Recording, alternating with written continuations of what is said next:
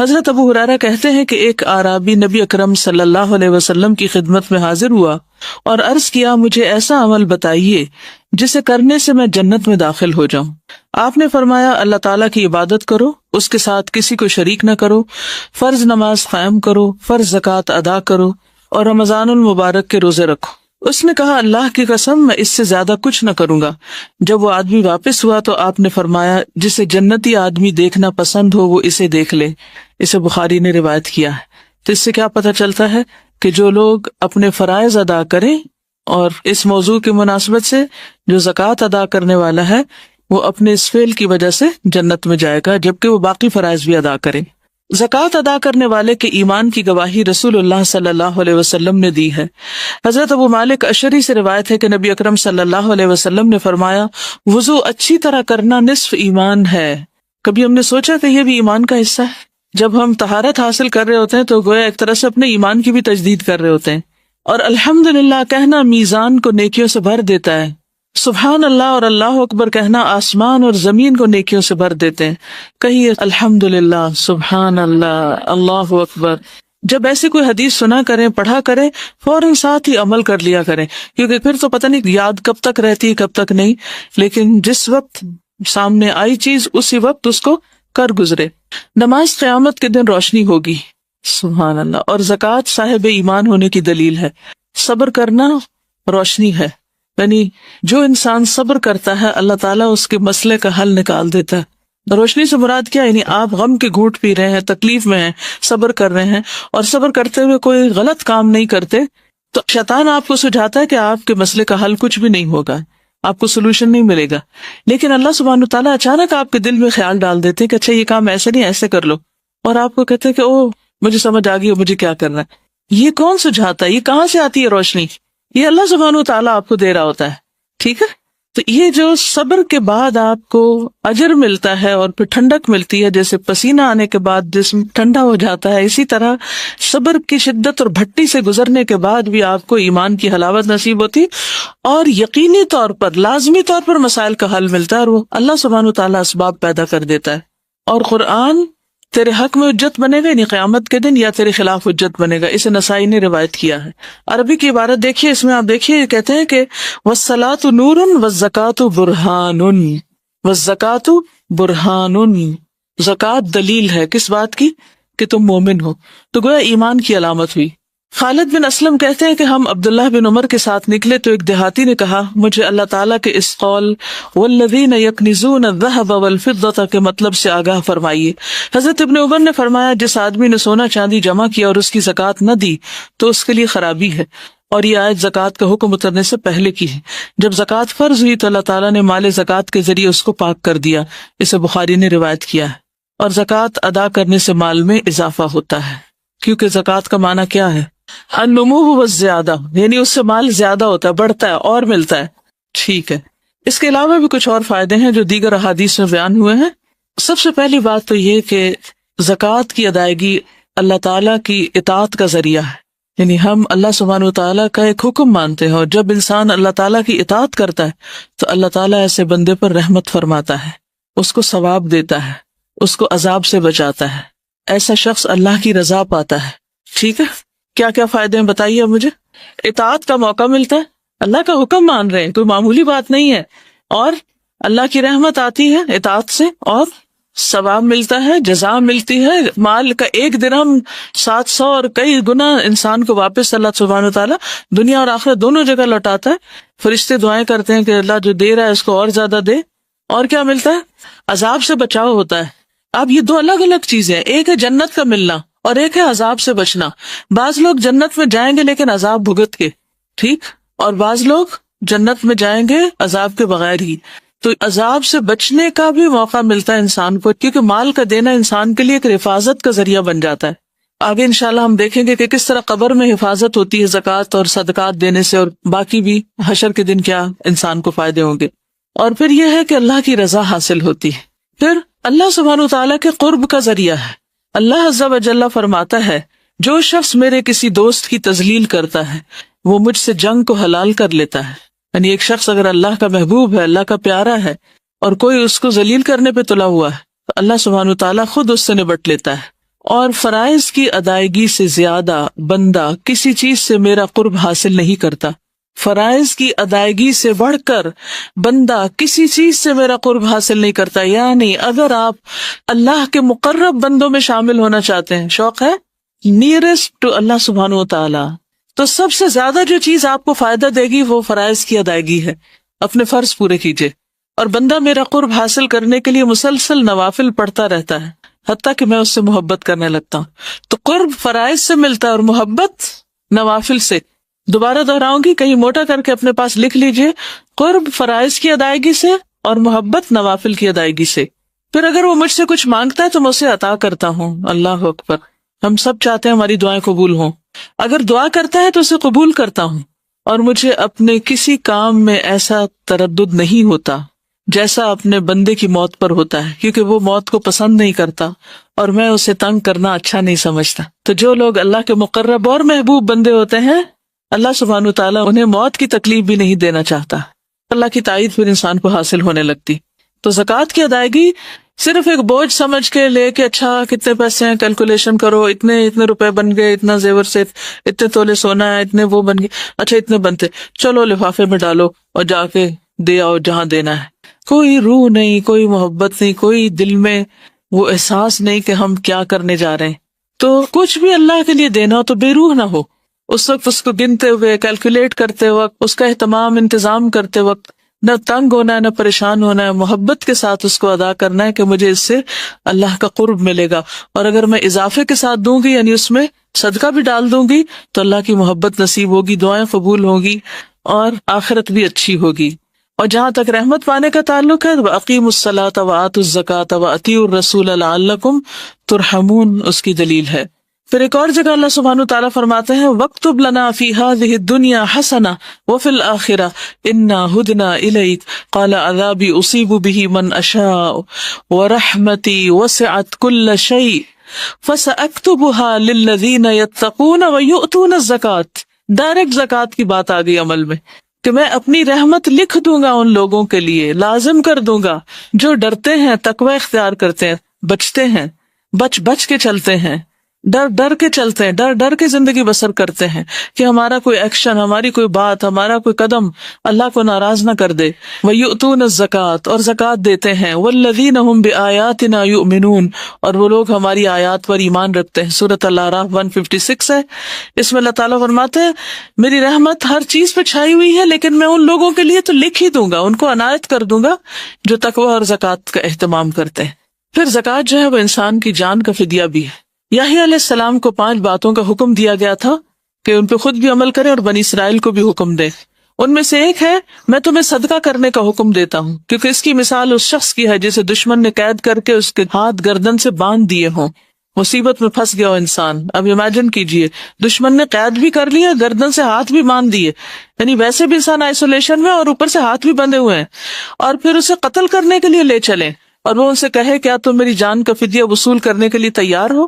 پھر وہ تھوڑے اور زیادہ کے ذریعے جس طرح بھی بن پڑے اپنی جان کا فدیہ پیش کرنے لگے، یہاں تک کہ اپنے آپ کو چھڑا لے. تو دنیا میں بھی جب حالات ایسے ہو جائیں کہ ہر چیز بند جائے تو کیا کریں؟ صدقہ دیں. اور خصوصاً اگر کوئی زکوٰۃ میں سے کمی بیشی رہتی ہو تو پہلے اس کو پورا کریں، کیونکہ نفلی صدقات زکوٰۃ کے قائم مقام نہیں ہو سکتے. واضح؟ پہلے اپنے فرض کو پورا کریں اور پھر اس کے بعد نوافل کی طرف توجہ دیں. پھر ایک اور فائدہ یہ ہے کہ گناہوں اور خطاؤں کو مٹانے کا باعث ہوتا ہے صدقہ اور زکوٰۃ. سورۃ المائدہ آیت 12 میں اللہ تعالیٰ فرماتے ہیں کہ ہم نے بنی اسرائیل سے پکا وعدہ لیا اور ہم نے ان میں 12 سردار مقرر کیے، اور اللہ نے فرمایا بے شک میں تمہارے ساتھ ہوں، انی معکم، اللہ کا ساتھ، لئن اقمتم الصلاۃ وآتیتم الزکاۃ، اگر تم نے نماز پڑھی اور زکوٰۃ ادا کری. ٹھیک، تو اس سے کیا پتہ چلتا ہے کہ اللہ کا ساتھ نصیب ہوتا ہے، اللہ کی مدد آتی ہے اس شخص کو جو زکوٰۃ دیتا ہے. اور میرے رسولوں پر ایمان لائے اور انہیں قوت دی اور اللہ کو قرض دیا، اچھا قرض، یعنی دین کے راستے میں جان مال سے مدد کی، تو یقیناً میں تم سے تمہارے گناہ ضرور دور کر دوں گا. تو اس سے کیا ہوتا ہے؟ گناہوں کا کفارہ. اور یقیناً تمہیں ایسے باغوں میں داخل کروں گا جن کے نیچے نہریں بہتی ہوں گی. پھر جس نے اس کے بعد تم میں سے کفر کیا تو یقیناً وہ سیدھے راستے سے بھٹک گیا. جنرلی بھی صدقے کے بارے میں آتا ہے کہ صدقہ گناہوں کو اس طرح ختم کر دیتا ہے جیسے پانی آگ کو بجھا دیتی. اللہ اکبر. کیونکہ گناہ انسان کے راستے کی رکاوٹ ہوتے ہیں، انسان کی نیکی کے راستے میں کیا چیز رکاوٹ بنتی ہے؟ گناہ. انسان کے رزق کے راستے میں کیا چیز رکاوٹ بنتی ہے؟ گناہ. تو اس کے لیے پھر کیا کرنا چاہیے؟ صدقہ کرنا چاہیے تاکہ رکاوٹیں دور ہو جائیں. ٹھیک ہے. سب اعمال میں افضل عمل صدقہ. اب میں صدقے کی کچھ حدیثیں بیچ میں اس لیے لا رہی ہوں کہ صدقات کی کتنی قسمیں؟ 2 قسمیں، ایک فرض اور ایک نفل. تو جب صدقے کا لفظ آتا ہے نا قرآن مجید میں یا حدیث میں، تو اس سے مراد دونوں ہو سکتے ہیں. عام طور پر جب ہم صدقہ بولتے ہیں تو اس سے مراد صرف کیا لیتے ہیں؟ نفل صدقہ. تو نفل ادا کرنے سے پہلے فرض کی فکر کیجئے. اس کے جو فضائل ہیں یا فضیلت ہے زکوٰۃ ادا کرنے کی، یہ جب صدقے کا لفظ ہے تو اس کو بھی اس میں ایک عمومی معنی میں لا سکتے ہیں کہ اس کا یہ فائدہ ہو. کیونکہ ہم پتہ کیا ہمارے ذہن میں اشکال کیا ہے؟ ہمارے ذہن میں اشکال یہ ہے کہ یہ تو فرض ہے نا، یہ کون سا احسان جتانا ہے اور اس سے ہمیں کیا ملے گا، تو فرض ادا کر رہے ہیں. یعنی جب فرض کی ادائیگی ہوتی ہے تو عموماً ہم کسی بھی چیز کی توقع نہیں رکھتے بدلے میں، جواب میں. ایسا ہی ہے. آپ میں سے کون کون زکوٰۃ دیتے ہیں؟ تھوڑا سا مجھے اندازہ ہو جائے کہ میں کن لوگوں کو پڑھا رہی ہوں جن کو کچھ پریکٹیکل ایکسپیرینس بھی ہے یا نہیں. اوکے الحمدللہ. اور کچھ نے آئندہ انشاءاللہ دینی ہے شادی وادی کے بعد جب زیور ملے گا تو. اور ہو سکتا ہے اب بھی آپ صاحب نصاب ہوں اور آپ کو پتہ ہی نہ ہو، تو آگے انشاءاللہ کھل جائے گا آپ پر کہ آپ پہ زکوٰۃ آتی ہے کہ نہیں آتی.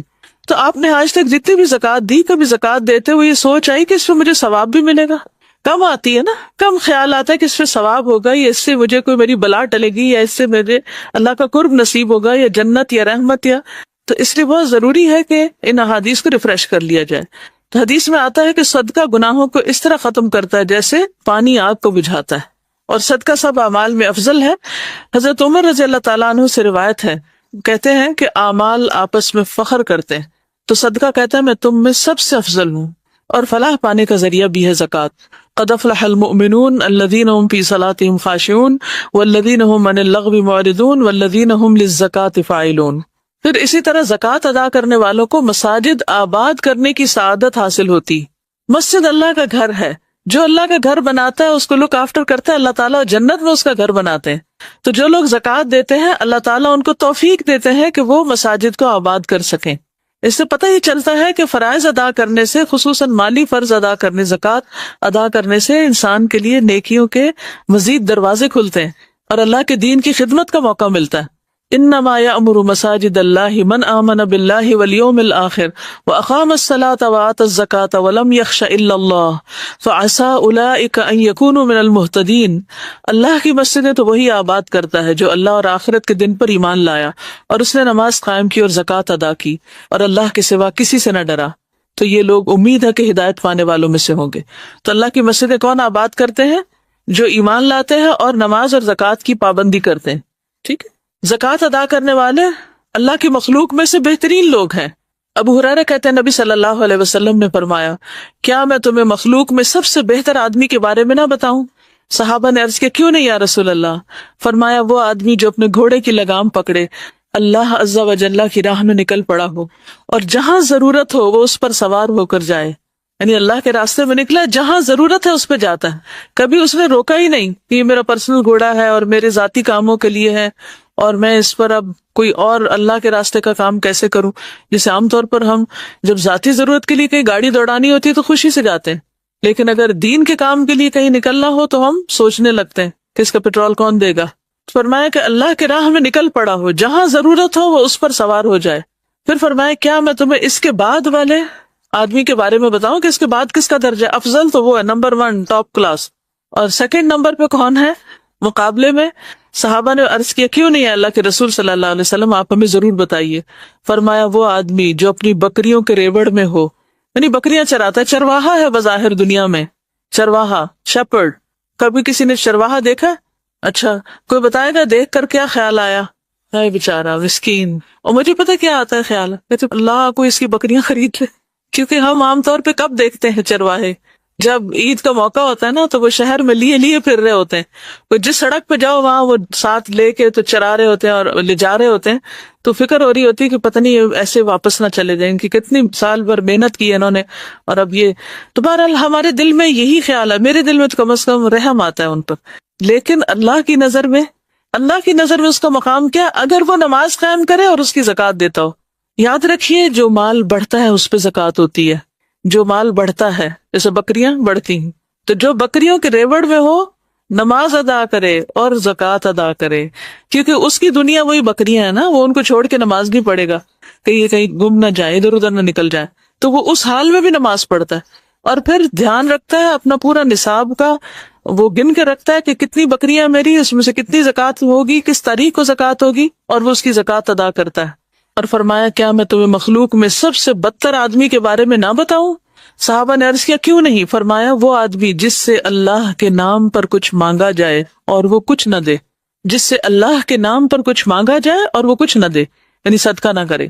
پھر وہ لوگ بھی اللہ کو پسند ہیں جو زکوٰۃ کا حکم دیتے ہیں، جیسے انبیاء، وَاذْكُرْ فِي الْكِتَابِ إِسْمَاعِيلَ إِنَّهُ كَانَ صَادِقَ الْوَعْدِ وَكَانَ رَسُولًا نَبِيًّا وَكَانَ يَأْمُرُ أَهْلَهُ بِالصَّلَاةِ وَالزَّكَاةِ وَكَانَ عِندَ رَبِّهِ مَرْضِيًّا۔ کہ اسماعیل علیہ السلام اپنے رب کے بڑے پسندیدہ تھے، کیونکہ ان کی صفات میں کیا کیا چیز شامل تھی؟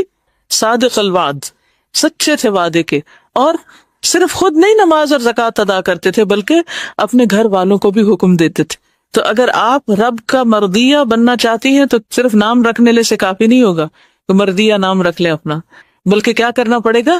خود ادا کرنے کے ساتھ ساتھ گھر والوں کو بھی بتانا پڑے گا۔ آپ کچھ شیئر کر رہے ہیں گھر جا کر کہ کچھ نہیں بتا رہے؟ گھر جا کر امی کو کیا بتایا؟ لائیو کلاس لے لیں۔ آپ نے خود کیوں نہیں بتایا؟ یہ بھی ایک نیکی کا کام ہے کہ آپ نے کسی کو راہ لگا دیا، لیکن خود بھی بتانا چاہیے، ٹھیک ہے؟ ایک ایک بات گھر جا کے ضرور شیئر کیا کریں، کم از کم چہرے والی بات ہی سب کو شیئر کر دیتے۔ الحمدللہ کہتی ہے کہ انہوں نے ایک بات بتائی تو ہسبینڈ کہتے ہیں سب کیوں نہیں بتاتی، اور بھی بتائیں۔ الحمدللہ بہت اچھی بات ہے۔ اور ہاسٹل والے کیا کر سکتے ہیں؟ آپس میں ڈسکس کریں، برین اسٹارم کریں، اور اپنے جذبات کا اظہار کریں کہ ایک چیز کو پڑھ کے آپ کے دل میں عمل کی کیا خواہش پیدا ہوئی ہے، لیکن علمی گفتگو اور آپس میں ایک دوسرے سے تذکرہ، مذاکرہ، ڈسکشن علم کو پختہ کرنے کے لیے بہت ضروری ہے، ٹھیک ہے؟ پھر مال کا شر اور وبال دور کرنے کا ذریعہ ہے۔ جابر رضی اللہ عنہ سے مروی ہے کہ ایک شخص نے کہا، اے اللہ کے رسول صلی اللہ علیہ وسلم، اگر کوئی شخص اپنے مال کی زکوٰۃ ادا کرے تو کیسا ہے؟ آپ نے فرمایا، جس نے اپنے مال کی زکوٰۃ ادا کی بس اس سے اس کے مال کی برائی جاتی رہے گی، یعنی اس کے مال کا شر دور ہو جائے گا، اس کا نقصان دور ہو جائے، یعنی اس کے اندر بھی خیر اور شر ہے نا۔ بعض اوقات اپنے ہی مال سے آپ ایسی چیز خرید بیٹھتے ہیں جو آپ ہی کے لیے وبال جان بن جاتی۔ مثلا گاڑی خرید لیتے ہیں جس سے ایکسیڈنٹ ہو کے انسان کا انتقال ہی ہو جاتا ہے، اور یہ تو آپ نے پڑھا ہی کہ صدقات کو اللہ تعالیٰ بڑھاتا ہے، زکوٰۃ دینے سے مال بڑھتا ہے، یمحق اللہ الربا ویربی الصدقات۔ اور پھر سورۃ الروم کی 39 آیت جو بھی بتا رہی تھی کہ فاولئک هم المضعفون، اور پھر یہ وعدہ بھی سورۃ سبا 39 میں کیا گیا، وما انفقتم من شیء فهو یخلفہ وہو خیر الرازقین، اور تم جو بھی چیز خرچ کرتے ہو وہ اس کی جگہ اور دیتا ہے، فہو یخلفہ، تم جو بھی چیز خرچ کرتے ہو وہ اس کی جگہ اور دیتا ہے۔ ایسا نہیں ہے کہ وہ تم سے لے لے اور پھر تمہیں دینا بھول جائے، وہ ضرور دیتا ہے، اور وہ سب رزق دینے والوں سے بہتر ہے۔ کوئی ماں باپ، کوئی بہن بھائی، دوست، عزیز، رشتہ دار، شوہر، کوئی بھی ایسا نہیں ہو سکتا کہ جو آپ کو اس طرح دے جو رب دیتا ہے۔ اور پھر صدقہ مال کو کم نہیں کرتا، ما نقصت صدقۃ من مال، اس میں برکت اور اضافہ ہو جاتا ہے، کیونکہ زکوٰۃ تو ہے ہی بڑھانے والی مال کو۔ حدیث قدسی میں آتا ہے کہ خرچ کرو تم پر خرچ کیا جائے گا، یا خرچ کرو میں تم پر خرچ کروں گا۔ رسول اللہ صلی اللہ علیہ وسلم نے فرمایا، صحیح مسلم کی روایت ہے، اللہ کا دایاں ہاتھ بھرا ہوا ہے اور رات دن کی فیاضی سے اس میں کوئی کمی واقع نہیں ہوتی۔ کیا تم نہیں دیکھتے کہ اس نے آسمان و زمین کے پیدا کرنے سے کتنی فیاضی کی ہے؟ جب سے آسمان و زمین پیدا ہوئے وہ خرچ کر رہا ہے، لیکن اس کے دائیں ہاتھ میں کوئی کمی واقع نہیں ہوتی، یعنی سب کچھ دے کے بھی کچھ نہیں ختم ہوتا۔ پھر اسی طرح اللہ سبحانہ وتعالیٰ کئی گنا بڑھا کے چیز واپس کرتے ہیں۔ ان المصدقین والمصدقات واقرضوا اللہ قرضا حسنا یضاعف لهم ولهم اجر کریم، بلا شبہ صدقہ کرنے والے مرد اور صدقہ کرنے والی عورتیں اور جنہوں نے اللہ کو اچھا قرض دیا انہیں کئی گنا زیادہ دیا جائے گا اور ان کے لیے باعزت اجر ہے۔ صدقہ اور زکوٰۃ کی دنیا میں بھی حیران کن اثرات نظر آتے ہیں۔ کیا آپ نے وہ کہانی سن رکھی ہے جس میں ایک آدمی جو جنگل میں چلا جا رہا تھا اور اس کے کانوں میں ایک آواز پڑی جو بادل سے آ رہی تھی کہ فلاں شخص کے باغ کو سیراب کرو، تو اس آواز پر وہ شخص بادل کی طرف چلا کہ بادل کدھر جا رہا ہے، تو ادھر ادھر موو ہونے لگا، دیکھا تو بادل ایک پتھر کے اوپر برسا ہے، ایک پتھریلی جگہ پہ برسا ہے، اور جب پانی برسا تو وہ پانی نالیوں کی شکل میں ایک کھالے کے شکل میں آ کے اکٹھا ہو گیا، اور پھر وہ اس پانی کے پیچھے جانے لگا تو وہ ایک خاص شخص کے کھیت تک جا رہا تھا. وہاں ایک شخص اپنے کھیت کو پانی لگا رہا تھا, تو اس نے اس کا نام پوچھا. اس نے جب اپنا نام بتایا تو کہا یہ تو وہی نام ہے جو میں نے ابھی بادل میں سنا تھا. تو پھر اس نے پوچھا کہ تم میرا نام کیوں پوچھ رہے تھے؟ تو اس نے کہا کہ میں نے بادل میں آواز سنی کہ جس کا یہ پانی ہے اور اس میں تمہارا نام لے کر کہا گیا کہ فلاں آدمی کے باغ کو سیراب کر دو. یعنی بادل کو حکم ملا کہ یہ پانی فلاں کے باغ کے لیے ہے. اب تم بتاؤ تم کون سا ایسا عمل کرتے ہو جس کی وجہ سے تمہارے ساتھ یہ معاملہ کیا جا رہا ہے. اس نے کہا کہ اگر آپ اصرار کرتے ہیں تو میں آپ کو بتا دیتا ہوں. میں باغ کی پیداوار پر غور کرتا ہوں تو میں اس کے 3 حصے کرتا ہوں. 1/3 صدقہ کرتا ہوں, 1/3 دے دیتا ہوں. another 1/3 جو ہے اس کو اپنے گھر والوں کو کھلاتا ہوں, گھر والوں کی ضروریات پوری کرتا ہوں. اور باقی تیسرا حصہ یعنی ٹوٹل مال کے 3 حصے کر کے 1 صدقہ کر دیا, 1 گھر والوں کو دے دیا اور 1 واپس باغ میں ڈال دیتا ہوں. یعنی اس پر پھر مزید جو کچھ خرچ آتا ہے باغ کو سنوارنے میں وہ لگا دیتا ہوں. تو کتنی زبردست رسک مینجمنٹ تھی کہ اللہ نے دیا, اس میں اپنا حصہ حق بھی رکھا, گھر والوں کا رکھا, اور اس کے ساتھ ساتھ کیا کیا, غریبوں کو بھی یاد رکھا, صدقہ بھی کیا, اور پھر باغ کا بھی حق نہیں بھولا کہ جو دے رہا ہے اس کو بھی دیا جائے. پھر مال کا خرچ کرنا انسان کو سخی بناتا ہے. اب آپ کہیں گے یہ کیسے ہوتا؟ پتہ کیا ہے, انسان وہ کام بار بار کرنا چاہتا ہے اور کرنا چاہتا ہے جس کے کرنے سے اس کو مزہ آتا ہے. تو جب آپ اللہ کے راستے میں دیتے ہیں تو آپ کو خوشی ہوتی ہے, اس خوشی کا مزہ پھر لینا چاہتے ہیں, پھر آپ اور کرتے ہیں, پھر آپ اور کرتے ہیں. تو اس طرح نفس میں فراخی آتی چلی جاتی. ابو ہریرہ سے روایت ہے, انہوں نے نبی صلی اللہ علیہ وسلم کو یہ فرماتے ہوئے سنا کہ بخیل اور خرچ کرنے والے کی مثال ایسے 2 لوگوں کی ہے جن کے بدن پر لوہے کے 2 کرتے ہیں, ان کے سینے سے ہنسلی تک جیسے جیکٹ ہوتی ہے. جب خرچ کرنے والا خرچ کرتا ہے تو اس کے تمام جسم کو وہ کرتا چھپا لیتا ہے اور تمام جسم پر پھیل جاتا ہے, یعنی اس کی کنڈیاں کھلنے لگتی ہیں, وہ لمبا ہونا شروع ہو جاتا ہے اور اس کی انگلیاں اس میں چھپ جاتی ہیں, بازو بھی لمبے ہو جاتے ہیں, چلنے میں اس کے پاؤں کا نشان مٹ جاتا ہے, یعنی اس کے نیچے بھی لانگ ڈریس بن جاتا ہے. لیکن بخیل جب خرچ کرنے کا ارادہ کرتا ہے تو اس کا ہار ہلکا ایک دوسرے سے چمٹ جاتا ہے, تانگ ہونے لگتا ہے, اور پھر وہ اسے کھولنا چاہتا تو کھلتا نہیں اور وہ کچھ دے نہیں پاتا. تو یہ 2 ڈفرنٹ پرسنالٹیز ہیں, ایک وہ جو دیتا ہے اور پھر دیتا چلا جاتا ہے اور کھلتا جاتا ہے. پھر فتنوں کا کفارہ ہو جاتا ہے, یعنی انسان کا وہ فتنہ جو اس کی بیوی, اولاد اور پڑوسی میں ہوتا ہے, نماز, صدقہ اور اچھی بات اس کے لیے کفارہ بن جاتی. یعنی ہم سے جو غلطیاں ہوتی رہتی ہیں انسانوں کے حق میں, پھر جب انسانوں کی ہی ہم مدد کرتے ہیں تو اللہ سبحانہ وتعالی ہماری تکلیفوں کو دور کر دیتے ہیں. پھر اسی طرح زکوٰۃ انسان کے اعمال کی حفاظت بھی کرتی ہے. قبر میں مومن کی حفاظت کا ذریعہ ہے, قبر میں مومن کی حفاظت کا ذریعہ ہے.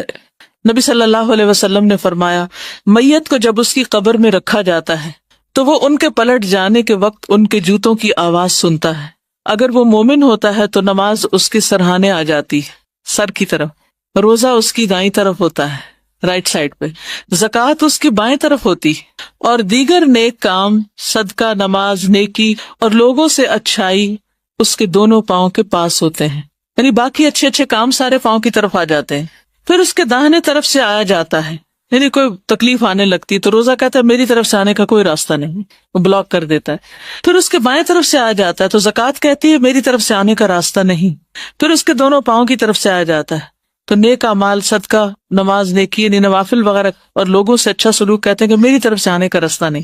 اور اس طرح وہ انسان ہر طرح کی تکلیف سے پروٹیکٹڈ ہوتا ہے. تو دنیا میں بھی پروٹیکٹ کرتے ہیں انسان کو صدقہ, بری موت سے بچاتا ہے, بہت سی برائیوں سے بچا لیتا ہے, اور قبر میں بھی اس کی حفاظت کرتا ہے. آپ صلی اللہ علیہ وسلم نے فرمایا, ان الصدقۃ لتطفئ عن اہلها حر القبور, صدقہ کرنے والوں کی قبروں سے حرارت بجھاتا ہے, یعنی قبر کی آگ, قبر کی گرمی دور کرتا ہے. گویا قبر کا ایئر کنڈیشنر ہے, قبر ٹھنڈی ہوگی اس سے. پھر آخرت میں بہترین انجام, رجال لا تلہیہم تجارۃ ولا بیع عن ذکر اللہ واقام الصلاۃ وایتاء الزکاۃ یخافون یوما تتقلب فیہ القلوب والابصار. وہ مرد جنہیں اللہ کے ذکر سے اور نماز قائم کرنے سے اور زکوٰۃ دینے سے نہ کوئی تجارت غافل کرتی ہے, نہ خرید و فروخت, یعنی اپنے فرائض کی ادائیگی میں وہ پکے رہتے ہیں. وہ اس دن سے ڈرتے ہیں جس میں دل اور آنکھیں الٹ جائیں گی. پھر آخرت کی کامیابی کی ضمانت ہے, اولئک هم المفلحون, شروع میں ہی آتا ہے, اور سورۃ لقمان میں بھی آتا ہے پہلی 5 آیتوں میں کہ الذین یقیمون الصلاۃ ویؤتون الزکاۃ وهم بالآخرۃ هم یوقنون اولئک علی ھدی من ربہم واولئک هم المفلحون. پھر قیامت کے دن کی گرمی سے نجات ہے. حدیث میں آتا ہے قیامت کے دن ہر شخص اپنے صدقے کے سائے میں ہوگا, یہاں تک کہ لوگوں کے درمیان فیصلہ ہو جائے. سورج کتنا قریب ہوگا؟ 1.25 نیزے کے برابر. ہر شخص کو گرمی لگی ہوگی. آج ذرا باہر نکل کے دھوپ میں تھوڑا محسوس کیجیے اس گرمی کو. جب سخت گرمی محسوس ہو رہی ہو تو اس وقت سوچے کہ اب کیا کروں، اور پھر آخرت کو یاد کر کے سوچے کہ اب کس طرح سے اس گرمی سے نجات پاؤں. تو اس کا جواب ہے صدقہ. ان الذین آمنوا وعملوا الصالحات واقاموا الصلاة وآتوا الزکاة لهم اجرهم عند ربهم ولا خوف علیہم ولا هم يحزنون. صرف گرمی ہی نہیں، خوف اور غم سے بھی نجات ہوگا زکوٰۃ کی ادائیگی سے. صدیقین اور شہداء کے ساتھ رہنے کا ذریعہ ہوگا. جو شخص زکوٰۃ دیتا ہے، قیام کرتا ہے، رمضان کے روزے رکھتا ہے، نمازیں پڑھتا ہے، وہ شخص صدیقین اور شہداء میں شمار ہوتا ہے. ایک شخص نے پوچھا آپ مجھے ایسا عمل بتائیے جو جنت میں لے جائے. تو آپ نے اس کو کیا بتایا؟ اللہ کا شریک نہ ٹھہراؤ، نماز قائم کرو، زکوٰۃ دو اور صلہ رحمی کرو. ایسے شخص کے لیے جو زکوٰۃ ادا کرے جنت کے 8 دروازے کھل جاتے ہیں، جس میں اس کے علاوہ شرک سے بیزاری اور نماز قائم کرنا. یعنی جو شخص شرک سے بچے، نماز قائم کرے، زکوٰۃ ادا کرے، ایسا شخص جنت کے جس دروازے سے چاہے داخل ہو جائے. اور پھر دل کی خوشی سے ادا کرنا ضروری. ہم مانگنے سے تھک جائیں گے، گننے سے تھک جائیں گے، اللہ تعالیٰ دینے سے نہیں تھکتا، وہ سب کچھ دے سکتا ہے. کچھ اجتماعی فائدے بھی ہوتے ہیں. دولت ایک جگہ اکٹھی نہیں ہوتی، اور اس طرح کچھ لوگ زیادہ امیر اور کچھ غریب نہیں ہو جاتے. مثلاً ایک معاشرے کے اندر یا ایک سوسائٹی کے اندر اگر کل ان کے ایسٹس 1 لاکھ روپے کے ہیں اور کچھ لوگ 80% پہ قبضہ کر لیں اور باقی سب کے لیے 20% رہ جائے، تو اس سے کیا ہوگا؟ مساوات، محبت، آپس کے تعلقات کی بہتری. جب اس طرح کی تخصیص ہو جاتی ہے کہ کچھ لوگوں کے پاس بہت زیادہ ہے اور کچھ بیسک نیڈز بھی پوری نہیں کر سکتے، تو پھر کیا ہوتا ہے؟ اس ناہمواری سے کیا ہوتا ہے؟ آپس کے تعلقات خراب ہوتے ہیں، دشمنیاں پیدا ہوتی ہیں، قتل و غارت ہوتا ہے اور بہت سی خرابیاں جنم لیتی. تو ہمارا دین کیا چاہتا ہے؟ کہ دولت ایک جگہ اکٹھی نہ ہو، وہ گردش کرتی رہے. کئی لا یکون دولتم بین الاغنیاء، صرف مالدار ہی آپس میں اس کا لین دین نہ کرتے رہے، وہی بزنس نہ کرتے رہے، بلکہ وہ غریبوں کی طرف بھی منتقل ہو. اور اس انتقال کے لیے کئی طریقے رکھے گئے. وراثت کی تقسیم بھی اسی لیے رکھی گئی. پھر یہ کہ اسلامی معاشرے کو مضبوط کرنے کا باعث ہوتی ہے زکوٰۃ. جس کے پاس ہے جب وہ اس کا خیال رکھتا ہے، جس کے پاس نہیں ہے تو آپس میں تعلقات بہتر ہوتے ہیں، آپس کی محبتیں بڑھتی ہیں، ایک دوسرے کے ساتھ بانڈنگ مضبوط ہوتی. پھر مالی جرائم ختم ہوتے ہیں، چوری، ڈاکے، غصب، اس طرح کی حرکتیں ختم ہوتی ہیں معاشرے سے. جرائم میں کمی ہو جاتی. جس معاشرے میں صحیح زکوٰۃ ادا کی جاتی ہے وہاں پھر سب کے پاس اگر ہو تو کسی کو شوق نہیں ہوتا چوری کرنے کا یا کسی کو قتل کرنے کا. ڈیسپریٹ ہو کے کرتے ہیں. جب وہ دیکھتے ہیں کہ ان کو کوئی حل نظر نہیں آ رہا تو پھر آخری حل کے طور پر وہ ایسے ہتھ کنڈے اختیار کرتے ہیں. چوری کرنے والے کو عام طور پہ چوری کی ضرورت کیوں پیش آتی؟ کہ اس کی ضروریات پوری نہیں ہو رہی ہوتی. پھر اسی طرح مالی جرائم ختم ہوتے ہیں، آپس میں بھائی چارہ پیدا ہوتا ہے. انسان کی فطرت میں کہ وہ اپنے محسن سے محبت کرتا ہے، الا یہ کہ جس کی فطرت مسخ ہو چکی وہ احسان یاد نہیں رکھتا. 2 طرح کے لوگ ہوتے ہیں. ایک وہ ہوتے ہیں کہ جن کے ساتھ آپ چھوٹا سا احسان بھی کرو وہ ساری زندگی نہیں بولتے، آپ بھول چکے ہوتے ہیں، وہ آپ کو یاد کراتے رہتے ہیں آپ نے فلاں موقع پہ میری مدد کی تھی. اور کچھ لوگ ہوتے ہیں کہ جن کے ساتھ آپ بڑے سے بڑا بھی احسان کرو تو وہ اس کو لمحوں میں بھول جاتے ہیں. لیکن زیادہ تر لوگ جو ہوتے ہیں وہ احسان ماننے والے ہوتے ہیں. ٹھیک، اگر ویسے ہر وقت وہ نہ بھی مانے تو انہیں یاد ضرور ہوتا ہے، انسان کی فطرت میں ہے. لیکن جس معاشرے کے اندر احسان کا معاملہ نہیں ہوتا وہاں کبھی بھی آپس کی خوشیاں نہیں ہو سکتی. تو زکوٰۃ معاشرے میں خوشی پیدا کر دیتی. پھر اسی طرح زکوٰۃ سے فقراء کی نفرت بھی ختم ہوتی. عموماً لوگ جو فقیر ہوتے ہیں ان کو لک ڈاؤن کرتے ہیں، ان کو حقیر سمجھتے ہیں. لیکن جب ہمدردی کے ساتھ ان پہ خرچ کریں گے تو یہ نفرت بھی کم ہوگی، دونوں طرف سے کم ہوگی. فقیر کو مالدار کی نعمت دیکھ کے غصہ نہیں آئے گا، اور مالدار فقیروں کو جب دیں گے تو ان کے اندر ایک خوشی پیدا ہوگی. پھر اسی طرح زکوٰۃ کا ایک مصرف مقروض کی مدد کرنا بھی ہے. تو جب کوئی شخص اپنی زکوٰۃ کسی مقروض کو دیتا ہے تو مقروض کو رسوائی اور غم سے نکلنے کا موقع دیتا ہے، اس سے بھی معاشرے کے اندر خوشحالی پیدا ہوتی. زکوٰۃ کے مصارف میں سے ایک مصرف نو مسلموں پہ خرچ کرنا یا ایسے نان مسلمز پر جو مسلمان ہو سکتے ہوں. تو اس سے اسلام کی ترقی بھی ہوتی. تالیف قلب کے لیے زکوٰۃ دینے کا جو حکم آتا ہے، ان کے نزدیک اسلام ایک پسندیدہ دین بن جاتا ہے جو ان کی مدد کرتا ہے، اور اس طرح ان کے شر سے مسلمانوں کو محفوظ رکھا جاتا ہے، اور یہ دین کی تبلیغ اور دعوت کا ذریعہ بھی بنتا ہے.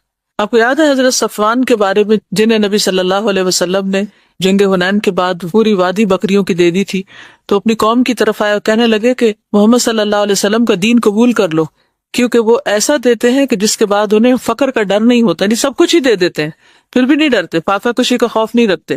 ایک اور روایت میں آتا ہے کہ حنین کے دن نبی صلی اللہ علیہ وسلم نے صفوان ابن امیہ کو 100 اونٹ دیے، پھر دوبارہ 100 اونٹ دیے، پھر 100 اونٹ دیے، یعنی 300 کیملز، ایسے ہی ہے کہ 300 کارز۔ صفوان کہتے ہیں اللہ کی قسم رسول اللہ صلی اللہ علیہ وسلم نے مجھے عطا فرمایا جتنا بھی عطا فرمایا، اور آپ تمام لوگوں میں مجھے زیادہ ناپسند تھے، پھر جب آپ مجھے مسلسل دیتے رہے تو آپ مجھے سب لوگوں سے زیادہ محبوب ہو گئے۔ تو اگر آپ یہ چاہتے ہیں کہ لوگ آپ سے محبت کریں، اگرچہ یہ نیت نہیں ہونی چاہیے، لیکن نفرتوں اور کھچاؤ اور خاندان کے اندر قطع رحمی اور اس طرح کے جو منفی جذبات ہیں ان کو ختم کرنے کے لیے ایک سولوشن بھی ہے۔ نیت تو اللہ کی رضا ہی ہونی چاہیے، لیکن مسائل کا حل بھی ہے۔ یعنی جب آپ دوسروں کی مدد کرتے ہیں تو اس کے دل میں جو آپ کے بارے میں بدگمانیاں ہوتی ہیں کہ یہ میری مدد نہیں کرتا، اس کو میرا خیال نہیں، وہ بھی دور ہو جاتی، محبت بڑھتی۔ دیکھیے بیوی کو شوہر سے کیوں دلوایا گیا، کبھی آپ نے سوچا؟ بیوی خود بھی تو کما سکتی تھی۔ تو جو خواتین خود بھی کماتی وہ بھی دیکھیں کہ خود کمائی ہوئی آمدنی اور شوہر کے دیے ہوئے پیسے دونوں میں فرق ہوتا ہے۔